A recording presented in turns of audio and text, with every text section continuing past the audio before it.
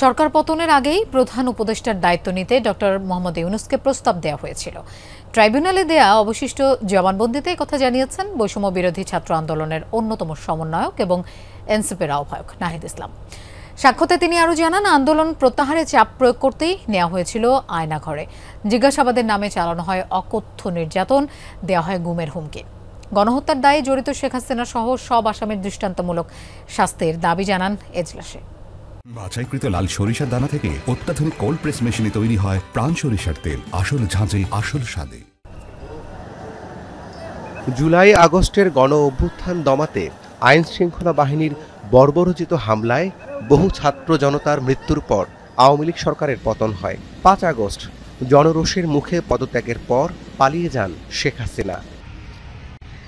তবে সরকার পতনের একদিন আগেই ডক্টর ইউনূসের সাথে যোগাযোগ করা হয়। ট্রাইব্যুনালে দেয়া জবানবন্দিতে কথা জানিয়েছেন বৈষম্য বিরোধী ছাত্র আন্দোলনের শীর্ষ সমন্বয়ক ও এনসিপির আহ্বায়ক নাহিদ ইসলাম।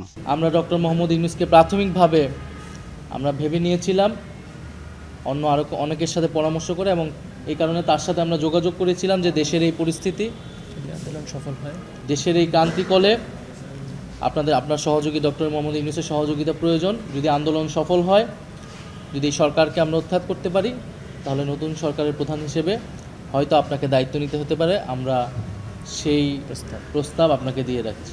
সমন্বয়কদের ওপর নির্যাতন এবং গোয়েন্দা সংস্থার হুমকির কথাও জানানো হয় জবানবন্দিতে। শেখ হাসিনা, সাবেক স্বরাষ্ট্রমন্ত্রী সহ আইন শৃঙ্খলা বাহিনীর শীর্ষ কর্মকর্তারা জুলাই গণহত্যায় জড়িত উল্লেখ করে নাহিদ ইসলাম বলেন, সুষ্ঠু বিচারের মাধ্যমে সৃষ্টি করতে হবে নজির।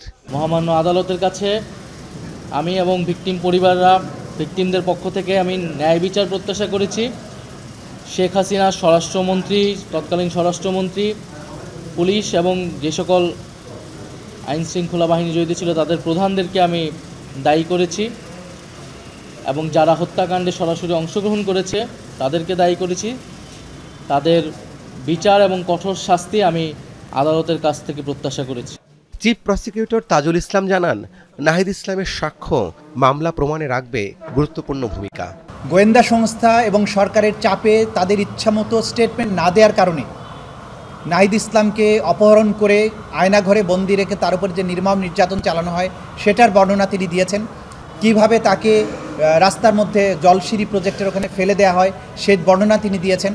নাহিদের জবানবন্দির মধ্য দিয়ে শেষ হলো গণহত্যা মামলায় শেখ হাসিনা, আসাদুজ্জামান খান কামাল, চৌধুরী আবদুল্লাহ আল মামুনের বিরুদ্ধে সাক্ষ্য গ্রহণ।